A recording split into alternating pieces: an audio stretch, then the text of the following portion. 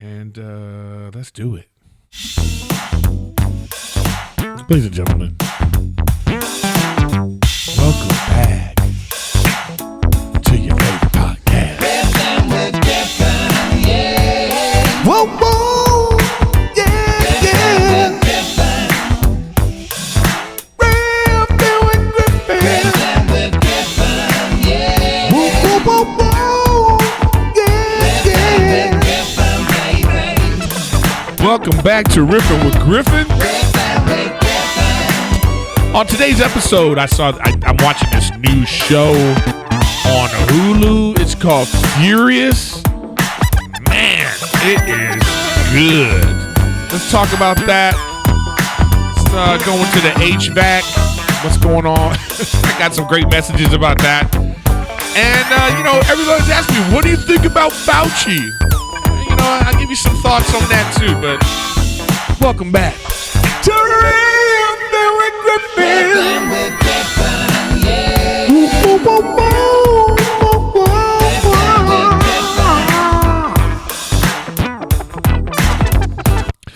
Yeah, baby, welcome back. Oh man, I pressed the button. Wouldn't be Riffin with Griffin if it wasn't no nonsense going on, right? Welcome back to Riffin with Griffin. It's not live. I know y'all think it's live. It's just it's a premiere, and then the audio people, they don't get it live anyway, so the audio people don't care. I'm just talking about the YouTube people. So thanks for being here, YouTubers. Appreciate you. Make sure you sub. You got to sub so you know when I'm going live, because again, I'm going to start going 2 days a week. But for now, until my contract is up with the one place, we're going to continue like this, and then we're going to move forward. Twitch, I've been building up my gaming channel too. So just as much as I've been trying to be consistent with the podcast, I've been consistent with my gaming too. Mondays, 11 a.m., YouTube, Twitch. Tuesdays and Wednesdays at 4 p.m. Today I'm out of town, so I'm not going to be doing the gaming today, but I will go live at 4 p.m. if I can from where I'm at and do one of those in real life on Twitch. But consistency is important, and we're going to do that. And at the same time, extra, Patreon content is coming weekly. So that's happening too. So I appreciate you guys supporting the show, being a part of it, and let's keep it going. Let's be consistent and let's keep it going, man. So last week it was great because I was talking about my HVAC system, right? And, just saying like how, what Rachel does, she turns on she has a thing at, cold, whatever. But I got a lot of messages from people like, Griff, it's actually cheaper to keep your AC on. You keep your AC on and then, instead of having it be like at 77 degrees and to try to get to 69, it's like that runs it harder and all that. So I appreciate those messages and I hear you, and that's what we've been sort of doing. I mean, it's just that when it's like a hot season right now out in Santa Clarita, it's hot, man. So then, you got your AC running all day, all night, all day. It's just going and going and going. I mean, electric bills are so high. I mean, thank God I have the solar panels. I don't know how people are doing it without that, but we'll see if we go through this hot freaking summer that's going on right now. There was supposed to be some kind of major heat wave coming our way, but we'll see. Whatever's going on with that. I got a lot of dates coming up for you guys, so make sure you check me out on erikgriffin.com for the different dates that are coming up. Got some good ones coming up, y'all. So I'm going to be on tour. Go to erikgriffin.com. Got the website looking strong. This week in L.A., I'll be at the Comedy Store on the 7th and the 8th. Other dates are coming. I don't know. We'll see what's going on with the other places, but that's what's going on right now. So 7th and 8th. So then I'll be at Rooster T. Feathers, up in Sunnyvale, California, Northern California, the 20th through the 23rd. Irvine Improv, August 26th, one night. It's a Wednesday. Come check me out there. And then Standup Live. This actually got moved. Actually, it's not just the 28th and 29th. Now I'm doing the 27th to the 29th and still one night at the Tempe Improv on the 30th. So, yeah, man. I know I was just there, but I'm just doing one night there. So come check it out. And then, of course, I think it's Memorial Day weekend, I believe that is. I'll be at the La Jolla Comedy Store the 4th through the 6th. So there's some other stuff going on. But, the website will get full. And then plus I got the dates I'm doing with Matt Rife. So come check me out there if you want to see me, in some huge venue.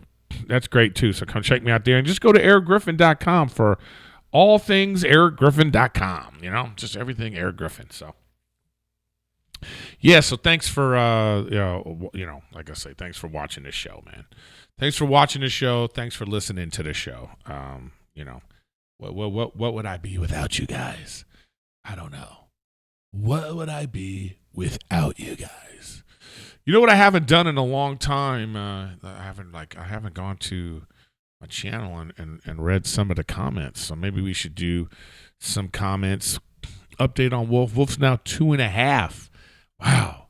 I mean, ain't that something? I mean, all you parents out there, all the cliches are true, right? When they say it happens fast, they grow up fast, man, do they? I mean, this kid is huge. He's over 30 pounds. I think he's a little skinny for his, they tell you like what percentile they're in. He's like in the top percentile for height. And, but then like he could be a little fatter, I think. But, I was a really skinny kid and so was Rachel. So we'll see. We'll see where that goes. But right now it's like, it really is the joy, man. It's funny. I was at the Flappers Comedy Club and I saw Christopher Titus and he's so funny, But he was telling you that him and his son is doing stand-up comedy. He was just telling me about it, and he was just like talking about like he didn't want to do it at first, and then I was doing it, and like how it's going, and the things that his son is doing that he wished that he had done, and like how his son is winning him over in terms of like, man, he's really doing it. So I was like, man, I don't know if I'm gonna experience something like that with Wolf, but that's why I'm trying to enjoy every single moment that I do spend with him. It's really great. Like I say, I love it. I totally get Nick Cannon now. Like, I have that feeling of like, man, I wish I had 10 kids. There's like a weird, because it's so special. It's so, I don't know, man. If I was a billionaire, I'd have 10 kids. I'll tell you that. But let's go to some comments. I haven't done this in a while. Let's read some comments. So like somebody said let's see. Raw Pineda, I think that's how you say it. My wife will set the thermostat so low she needs a blanket. It's crazy. Oh my God. Right? Like, I don't know what that is. I mean, in your brain, you feel like that's not right. To like, why have it so cold that you need a blanket? But I don't know. There is something about that feeling of like, oh, you're all comfy in your blanket because it's so chilly. And I mean, I like it when it's cold too, if I'm being honest. I mean, I'd rather sleep in the cold than sleep in the heat. It's just something nasty about being all sweaty and it's more uncomfortable to be hot than it is to be cold, in my opinion. But what do you guys think? You tell me. You like it hot or you like it cold? JMO, weird ass name. He said, "Yo, Griff, what do you think about all the news with Fauci, especially since you were very vocal about the during the pandemic?" I don't know if that's how he said it, but I understand what he means. I'm gonna get to that. I will get to that today. I just gave you just my general thoughts. I'm not trying to necessarily be political. I'm just gonna tell you how I feel about it. This one guy said, "Griff, we're twins." I didn't even look. So Drew Casablanca said, "Erik, you're right. It's a dad thing because I leave the house and set AC low when we sleep. I'll come home in the afternoon and my wife never touched the thermostat. They do not care." I mean, that's so frustrating to me. Like, it's one thing to have the thermostat at 68 at night. Okay, you like it really cold. But when I come home at 2 o'clock and you downstairs, you're not even upstairs, and the upstairs AC is still at 68, it's like waste. It's the same feeling I have about wasting food. Like you're at a restaurant or something, and it's like, don't order the six things, order 4, and then if you want more, get more. But let's just have this. You know what I mean? I don't like wasting food. I don't like wasting electricity. But maybe that's just me being old, and I need to just get over it. Somebody said this. I haven't done this about this 12 days ago. Hey, Griff, absolutely love the World Cup and love your take on it. Please never stop doing the podcast. It's essential to my podcast lineup. Really enjoy your takes. Really went well thought out with great points all the time. Well, thank you. I don't know if it's always well thought out. He said I need more soccer takes. Well, I mean, soccer's got to be going on for me to give you more soccer takes. But anyways, just send your comments. If you have comments, stuff like that, I appreciate you guys commenting and, even the negative ones sometimes. So, yeah. So let's just get into it, I guess, right? Okay. So, look, politics suck, okay? That's the first thing I'll say.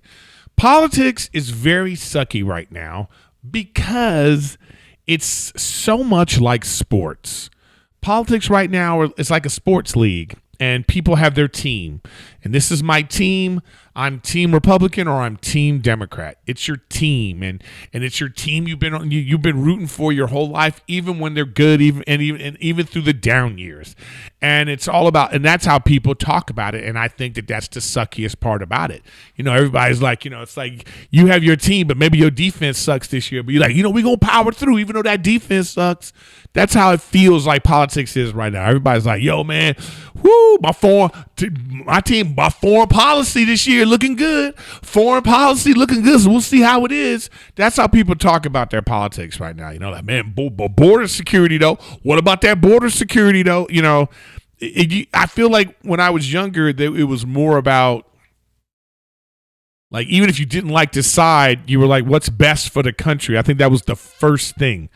That you could be bipartisan and you could think like, well, I like this person's ideas about this, even though my guy, I don't know if I like that. There's no more of that. It's all, everybody's a fan. You're a fan now. You don't really care about the policies, what's best for the country, what's best for even yourself. It's all about just being like, well, I got to be against this side.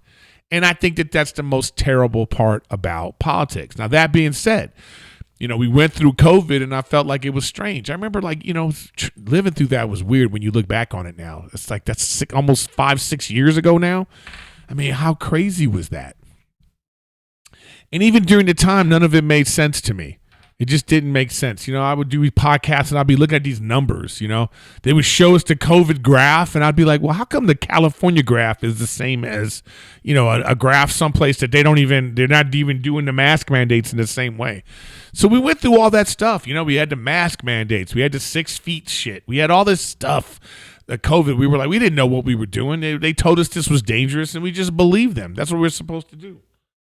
So like everything, cut to later, after investigations and after everything, we think differently now. We think like now we're seeing the aftermath of everything that happened with COVID. And the sad part is that it's still politicized. You look at it and you go, you have the liberal side and the Republican side, which is like bananas. It's a virus. I don't know how you can even have a side like that. What were the facts? And it doesn't seem that anyone seemed to care. There were many people who were like, look, I'm not getting vaccinated. I don't trust it. And then, of course, then you had the other side being like, what are you talking about? You're endangering the lives of people. And you're like, well, is that really true? Was that true? I don't know if we'll ever really know. I mean, they had that one, supposedly bipartisan committee that was like investigating everything that happened with COVID. If you read through that, you'd be furious. Some of the things they were saying, like that, the mask really didn't do anything, and the 6 feet thing was made up, and there's so many different things like that you go like, what really happened here? Like, what really happened? So if you can divorce yourself of politics of it, it's hard, right? So I don't really know what happened. We saw pharmaceutical companies make billions of dollars. I don't understand how that works. Even like right now with the gas prices, I don't understand how that works. If war is happening and the oil where it is having trouble getting here, then that's the reason why they're raising prices, because it should be because they can't get oil here. But if oil companies are doing record profits, then make that make sense to me. I want to hear that the oil companies have lost billions of dollars because of what's going on, and that's why they're raising prices. It doesn't make sense to me. So it's the same thing when you're talking about a world pandemic, that now they have to make a virus, a vaccine, and how do companies get rich when the world's life is supposedly at stake? Make that make sense. So when there's money involved, you're like, well, what's going on? Like, was Fauci on our side or not? Okay. So then, we'll never, like I said, we'll never know. No one's going to be held accountable for all of the things. Forget the politics of it. What it did to like schools and those kids that were going to school, and like you see all the the suicide rate was up, the drinking, divorce, like all the things, the negative, aside of keeping people away is present now. We can look back on it and be like, look what happened. But at the same time, the other side is saying like, well, that's just what happens when you have to do that. So everybody can justify it, but we can't. Can we talk about it in a way that has nothing to do with politics and sides? Listen, there's people listening right now that can't. They're hearing what I'm saying right now, and they're picking a side for me. I don't even know what to do. So that leads me to so what do I feel about what just happened with Dr. Fauci? I think I have the same feeling that a lot of people have. If you're pardoned, future pardon too, not even let's say you're in the middle of committing crimes, or you're in the middle of an investigation, and the president decides, you know what, I'm going to pardon you of your crimes, or alleged crimes, or crimes that you're being accused of. I'm pardoning you of that. This dude got a pardon for future investigations. So that's the partisan part of it. That's so the liberals, the Democrats felt, look, when he's about to get in office, we lost, and they're going to go after Fauci, so let's protect him. There's people that think that he didn't do anything wrong, that he did what he thought was best for him for the circumstances, and he shouldn't be found guilty of anything because of that. Yes, were there some mistakes made? Probably, but when's the last time we were in a pandemic like that where the whole world was affected? I don't know. You know what I mean? So there's a side that feels like, hey, he did what he thought was best. Okay.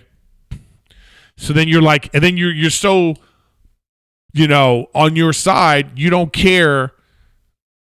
They we shouldn't look into it. They're just like, we don't trust that the Republicans are going to look into it properly, so let's pardon him. All right.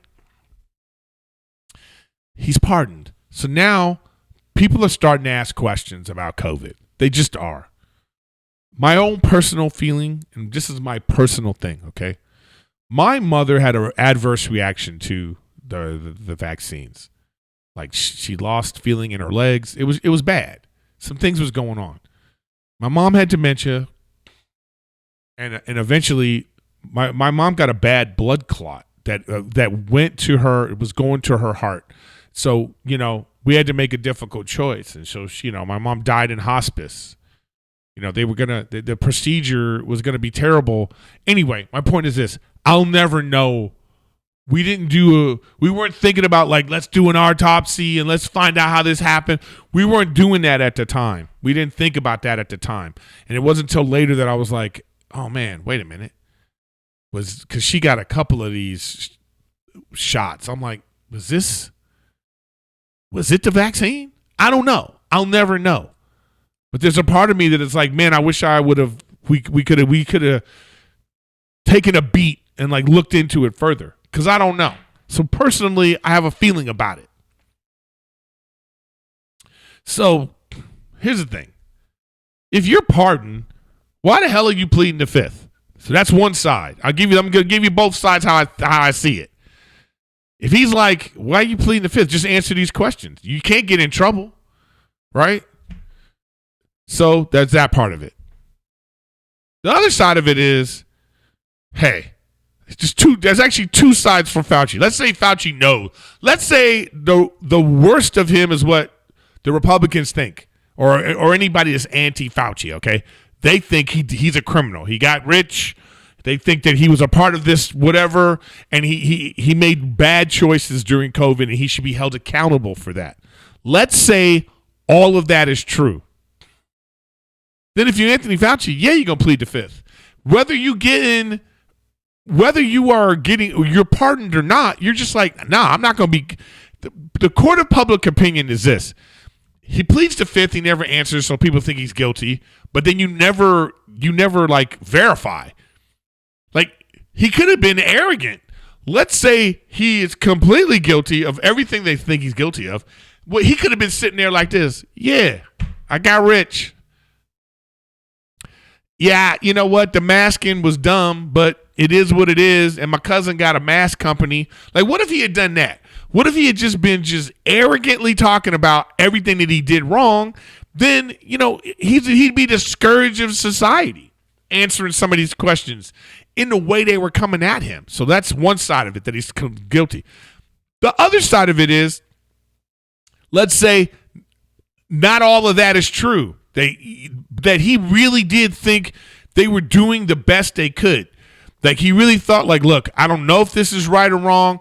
We got with the World Health Organization. We got with the CDC, and we came up with this. Let's make everybody 6 feet apart. Hopefully that works. Let's make everybody wear masks. Let's keep kids out of school. We don't know what this thing is. We don't know how dangerous it is, and we're going to make the best choice we can. What if that was his point, and he still should take the fifth because of that? Like, what? You know what I mean?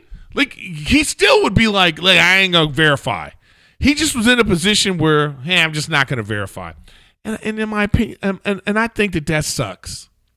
I think that sucks because I think that we deserve answers either way. Whether he's super guilty or halfway guilty or completely innocent or halfway, whatever it is, I think that we deserve some answers.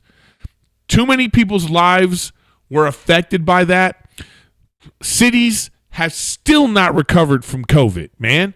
Los Angeles is still not the same. Restaurants closed down. The nightlife's different.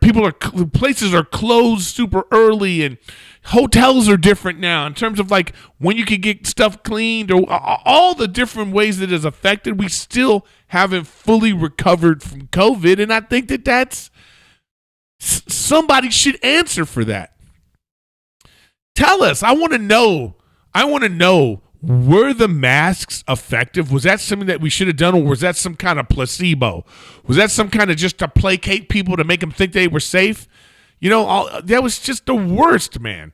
I want to know some answers. Don't you want to know some answers? I think it's fair. I think that's a fair thing to want, no matter what side you're on. I think that's fair. And I think that some of the people out there do deserve an apology because we didn't know. What we know now is that we didn't know shit. So Kyrie Irving, who was like, yeah, I'm not getting vaccinated. No. Aaron Rodgers, all those people that were like, nah, I'm not getting vaccinated. And then, you know what? Like, so maybe we apologize that. And then maybe somebody's like, man, when I was coming off the pandemic, I remember, I had to, to work in Hollywood, you had to be vaccinated. You had to, they had to test you all the time. I remember there was this one show I was going to audition for, and it was like, in the breakdown, they were like, you have to be double vaccinated. Like this high horse that they were on. Bitches like that need to apologize, I think. I think people like that need to be like, man, we held this over everybody's head. We made people feel a certain way because of the politics of it, and I think that sucks. I think that sucks, and it should be answered for. And I don't think it's just Dr. Fauci that needs to, like, hey, tell us what really happened. I think people that didn't know better needed to shut up, and now they need to come out and be like, you know what? We're sorry. Hollywood needs to come out and be like, we didn't know. We were taking a certain side, and we just did it this way. There were so many smug ass liberal people during the pandemic that I just, I think back now that I wish I had a time machine so I can go back and go, hey, shut your fucking mouth. You know what I mean? It was so infuriating. You know what I mean? Just the way people were when you look back on it. Like, think back to, like, and by the way, not just the liberal side too. The other side too of just being like, I'm not getting vaccinated. You're my body, my choice on that side of it. You were just kind of like, okay, they need to shut up too, right? Just go back and be like, everybody shut up and let's figure out what the hell's going on. And we didn't do that. We let politics get in the way of common sense. It's so frustrating. And so to see him up there pleading the fifth, like, two things were wrong. The senator, and I like that guy because he goes in, what's his name? Paul, I think it was right. The senator that was, let me make sure. I don't want to fucking say the wrong thing. But what was, okay. The senator questioning Fauci. You know what I mean? Josh Howell, that's the guy. I like this guy. That guy, he's got some great videos of him. He was going in, and he's like, "What color's your tie? You don't want to tell us that?" I'll plead the fifth. I just think that sucks. That's because that's going to be the end. Like, how will we ever get the information that we want? It'll never be enough. We'll never be placated. We're never going to hear like, oh, well, this is what really happened with COVID. Oh, it came from this Chinese lab. It was a mistake that it got released. Are we going to hear that this was some kind of population control? Like, when are we going to find that out? Like, what if it's the worst conspiracy you can possibly think of? If it is, then Fauci for sure was a part of that. He was you know what I mean? If the worst of your conspiracy theories, there's no way, so then and he's pardoned. That's the sucky part. It's like, even if you agree that he should have been pardoned, even if you're like, well, look, because they were going to go after him and he did the best he could, it still sucks to me. I don't think he should have been pardoned like that. If you believe in what you were saying, go out and answer those questions. You know what I mean? If you're not guilty, just answer those questions. Just be like, hey, this is what happened. We did the best we could. But then that wouldn't be, and then you think about it as I'm thinking about it in real time, that wouldn't be enough for the other side, the way they're coming at him. It just wouldn't be enough. You know what I'm saying? They would just, people need their pound of flesh. And that's what's happening right now. They need their pound of flesh, and I don't know if they're going to get it. I don't know if we're going to get it. So that's my thoughts on that right now. And my main thought is I wish we can divorce ourselves from the politics of it and just get to the truth. Like, can somebody tell us just some things? Just give us some basic things that we want to know, Should young children have gone to school? That seems to be a yes or no. Or even if it's a nuanced answer, give it to us. Masking. What was that? Was that real? 6 feet distance, was that real? Was that because he was talking? I mean, there's videos of Fauci saying that a million times. Agreeing with the CDC and saying all that. Like, was that real? Give us some answers. I just think we want some answers. That was a crazy time in our life. Just almost 2+ years. The COVID parts, and then like the aftermath of living with I remember doing a TV show years after that now, and they still checking for COVID. It's like, what? Anyways, nonsense. All right, guys, we got one more episode till the season finale of House of Dragons. And man, it's something. I mean, I like it a lot. I mean, I really, yeah. There was some slow parts, I'll say. There's some slow parts, but for the most part, it's been pretty damn good. Wouldn't you say? So, I think they're building up. Like, this last episode was great because even people that you hate, you start to go, oh man, that's good for him. Like the Cripple King, spoiler alert, his dragon's still alive, and it's just like, I the way they did it, I really enjoyed. I was like, yeah, good for you, man. the guy's a villain, but I was like, you know what? He's going through a lot. You know what I'm saying? So I can't wait to see how that plays out, you know? And then the big dragon's still missing. And then Damon, you know, he's finally trying to be a father to his black daughter. You know what I mean? And I thought that was an interesting little twist, you know? I mean, just all the characters are interesting. I think the characters are more interesting than the story, but the story is still pretty interesting. But we'll see. We'll see where this goes. You know what I mean? We shall see where this goes. So I'm really interested in I wish it was more than 8 episodes, and then we're gonna have to wait 6 years for the series finale. It's like, I hate waiting, dude. I hate freaking waiting. But we'll see. I'm watching a new series on Hulu that I absolutely love. I think somebody gave me this recommendation in a comment, and I'm perusing through Disney, and you know, you go to the Hulu app, and I'm like, oh wait a minute, this is the one. Plus somebody said it's actually really great, man. It stars Emma Rossum. You know, she was in what was that show she was in on Showtime? Shameless. You know, she was in Shameless. So she's like executive producer of this show. But I mean, it's kind of dark. I mean, it's not kind of dark. The show's dark. So she's an FBI agent. Her name's Alice Black, and she's on the hunt for a mysterious and calculating female serial killer. Both walk their own paths towards justice, and their lives start to intertwine. The line between right and wrong begins to blur. And that really is that line right there is the show. The line between right and wrong begins to blur. So, I mean, spoiler, it's not even really a spoiler because you find out right away what's going on. You know, this girl is a former sex worker. She was trafficked when she was young, and now she's on a revenge tour, you know, of getting all the men that were involved with it or who, you know, and it's just like her character is just dark, man. And then you know, Emma's character, she's going through some stuff.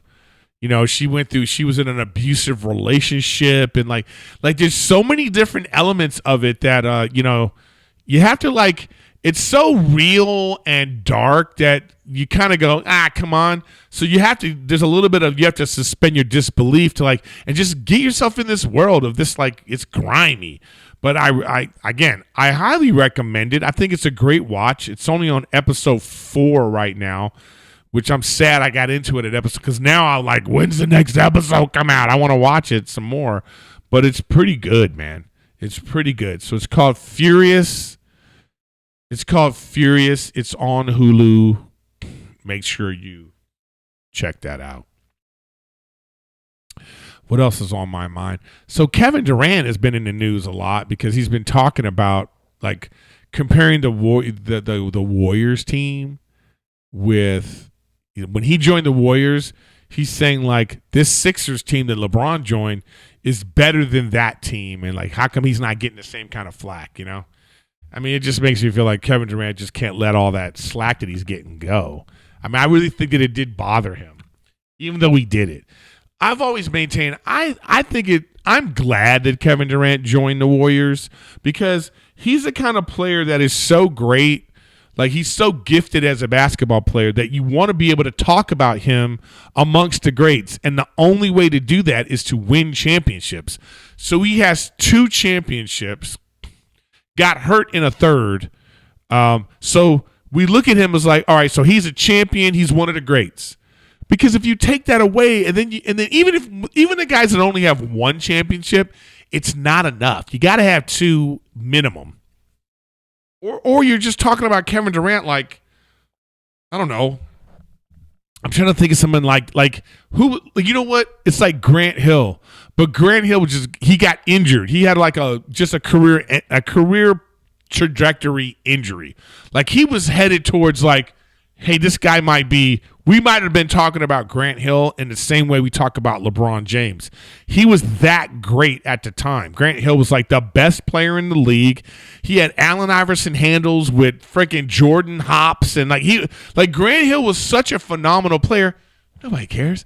Nobody's thinking about that. Only old guys like me even remember that because he was injured. He never won anything. And so we just kind of like forget about him. That's just what happens to like really great players when they don't win a championship.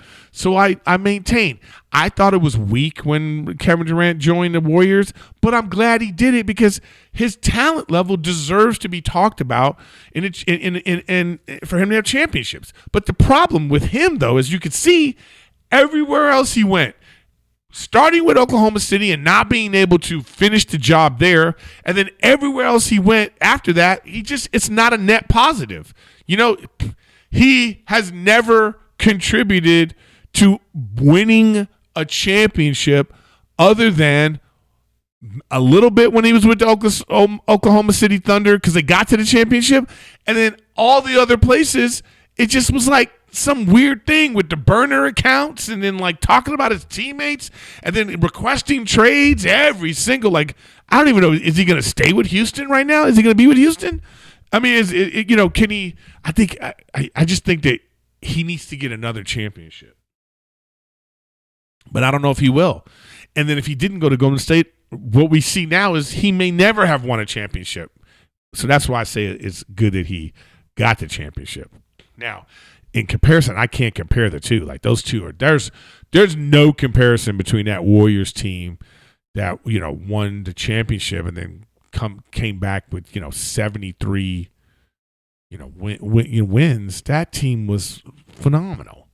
That team was phenomenal and lost to LeBron James, right? I don't know. I don't think it's the same. And KD was in his prime. LeBron James is 42 years. He's going to be 42 years old in this season. He's going to be a contributor, but he's not going to be the reason they win. It's kind of like both at the same time, right? I think that his contribution, no matter how big or no matter how small, might be the exact missing piece that makes them a champion, right? But he won't be the reason they win the championship. Does that make sense? I don't even know. You sports people know what I'm talking about. It's a weird thing. So I think he's in a great position. Philadelphia hasn't won a championship in over 45 years or something like that. So, him going there and doing that is going to be like a special thing, especially, So I hope that LeBron James can go out on top. That'd be great. I'm a Jordan guy, but I'd love to see LeBron get this championship with the Sixers and just ride off into the sunset. But I think he's going to play 25 years. I agree with Nick Wright on First Things First, if anybody ever watches that. So we'll see. We shall see, guys. We shall see. But I'm looking forward to that. And then football's coming back too, guys. Can't wait for football season. We'll be talking about football a lot too because that's like, man, ain't that something? Football. I mean, like, I think sports is back. I think the one thing that has recovered from the pandemic is sports because I know that when the pandemic finished, I wasn't watching sports the way I did, I wasn't watching basketball anymore. I just think having a kid now has made me more interested in things. Like, it's like I want him to be interested in some of the things I'm interested in. So it's like it's pretty cool, So it's like I'm really like the World Cup was great. I enjoyed that, man. I'm gonna start being like, ooh, am I gonna start following like the European leagues and all that kind of stuff? Maybe, And I'm like, again, I'm excited about the football season coming. I thought the last basketball season was great. I can't wait for basketball to start again. So you got football, basketball. I'm still not into baseball. Yeah, I don't know about baseball. All you baseball people, I'm sorry, but I'm just not into it. But I do love the major ones, football, basketball. So we'll see how that comes out, man. And then the Behemoth, the movie that I was in, it's gonna be in the New York Film Festival. Hopefully, I get invited, but I don't know. Because there's so many stars in the movie, man. I'm like 8th on the call sheet or something. Let me see. Let's see. New York Film Festival 2026, man. Let's look and see what they got. It's going to be in September. Oh, yeah, man. There it is. Secure your pass. Wow, there's Pedro Pascal. First on the list there. Wow, that's expensive. Man. Wow. Gold. Look at these prices of the New York Film Festival. God damn. What's going on here? I mean, what do you get? So 6 tickets, it's $350. 12 tickets and $625. Opening night plus, I guess that's 1 ticket. $575 for 1 ticket. Centerpiece and closing night plus. That's $650 to watch my movie premiere on sale now. Well, they don't even have the tickets for that. Bronze, $7,000. Gold, $16,000. You better be able to sit on Pedro Pascal's lap for $16,000. God damn. What do you get for that? Let's see. Ain't that something? So, but anyways, yeah, man. The festival is coming. Let's see the lineup. I want to see the lineup. Okay. Wow. The main slate. Okay. Behemoth. It's the centerpiece world premiere, and it's the main slate, whatever that means. And it opens on October 2nd. Showtime's coming soon. So that's really exciting, man. That's really exciting. I'm so glad that I was a part of this. You know, let's see. Yeah, there's my name, guys, on the film festival page, baby. Look at that right there. Down at the bottom there, it says, also featuring stellar supporting work from Eva Victor, Alex Swinton, Kaya Rawls, Erik Griffin, right there. Erik Griffin. And then it says, then all the ands and the withs and the, with Hank Azaria and Will Arnett. Searchlight Pictures release. Ooh, look at my name right there, y'all. There it is. Erik Griffin. For you people listening, you got to go to the New York Film Festival page, baby, and check it out. So that's coming soon, man. And I'm telling you right now, I think this guy, Pedro Pascal, is going to really, I think he's going to get nominated, y'all. I'm telling you. He puts a performance on in this movie. So we'll see. We will see. Yeah. Behemoth. So again, make sure you check me out. Check out my schedule, man. If you want to come see me live, man, come see me live, y'all. Come see me live. I'm at the Comedy Store the 7th and 8th this Friday and Saturday. And, then I got the out-of-town dates. Get all your, ericgriffin.com for tickets. Go to Rooster T. Feathers August 20th. And then the Improv in Irvine on August 26th. Stand-up live. This is now changed. It's the 27th through the 29th now. Because they had whoever was supposed to do that date. And then, I got some other stuff too. So if you want to know where I'm going to be at, and even if you want to send me messages and stuff, you can contact me. Wait, what's going on with this? There you go. You got to refresh the page. You can send me a message here, general message, fan mail, all that stuff. If you want some real world advice, you can go to my website and you can go to the contact page, and on the subject, put real world advice right there. And then, we'll do that.